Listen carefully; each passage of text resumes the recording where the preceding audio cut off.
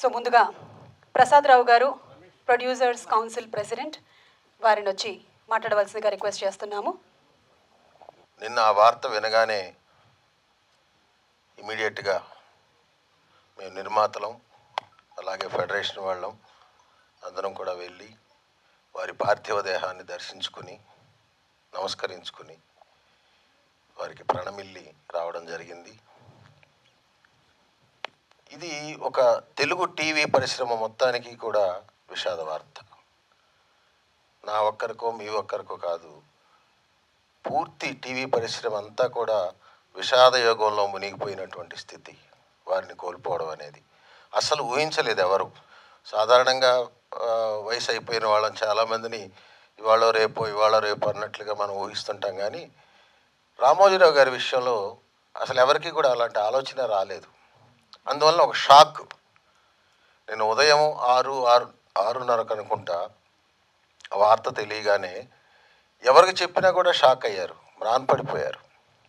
చాలా బాధాకరమైన విషయం. ఇక వస్తుతः నేను వ్యాపారస్తుడిని.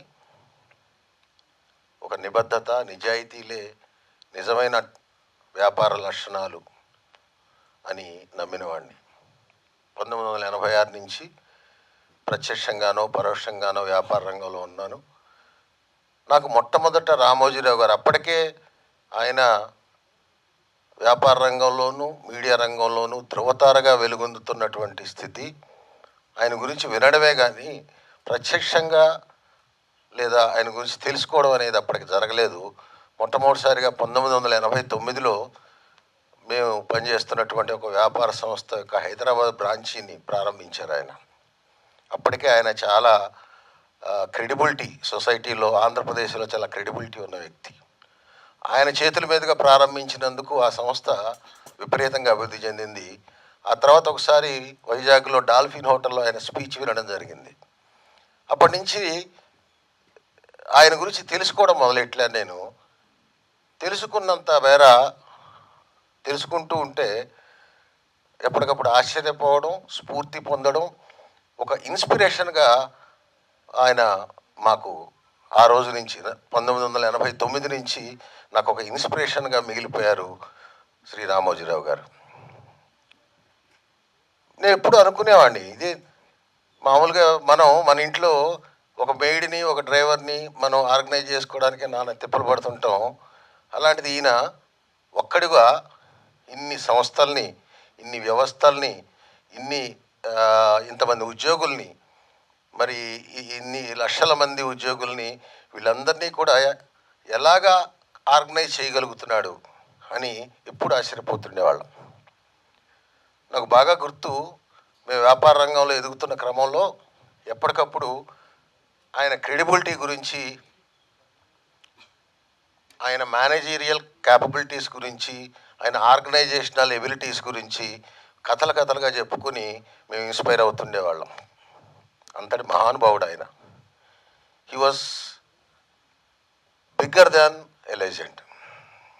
All his travel was a mentoric legacy. సాధారణంగా మనం గోల్డ్ స్పూన్తో పుట్టి చాలామంది తమ జీవిత కాలంలోనే దిగజారిపోయి, బ్యాంక్రఫ్ట్ అయిపోయి, దేశాల నుంచి పారిపోయి, చరిత్ర పుటల్లో ఒక మాయన మచ్చగా మిగిలిపోయే విజయమాల్యా లాంటి వాళ్ళని మనం నచ్చం, మనం ద్వేషిస్తాం.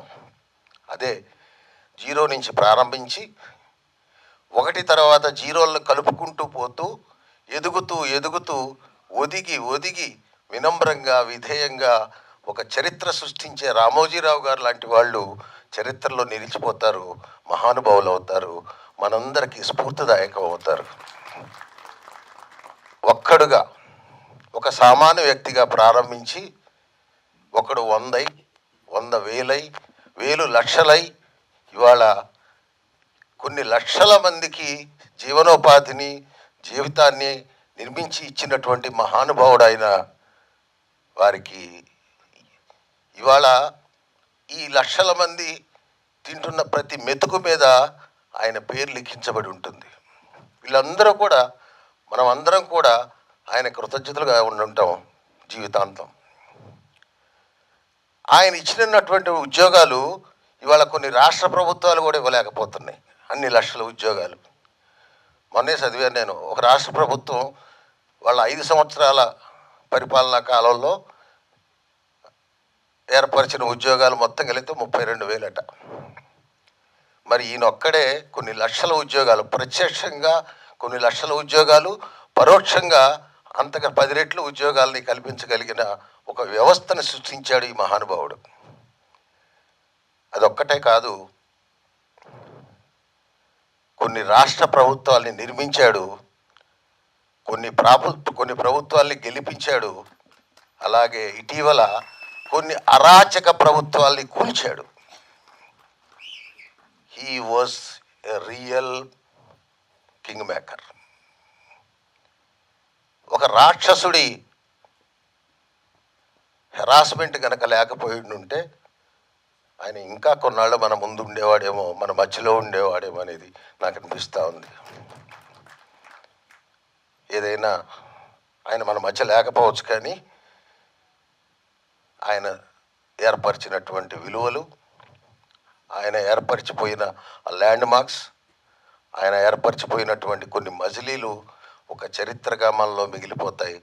మనమే కాదు, రాబోయే తరాలకు కూడా, ఇంకా ఎన్నో తరాలకు కూడా ఆయన ఒక రెఫరెన్స్ బుక్ లాగా నిలిచిపోతాడు. అలాంటి మహానుభావుడు.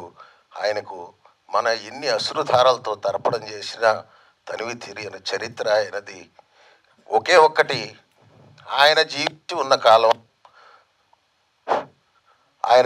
ఉన్న కాలంలో మనం కూడా జీవించాము అని చెప్పుకునేటటువంటి గర్వంతో ఇవాళ మనం వారికి అశ్రుని ఇద్దాం.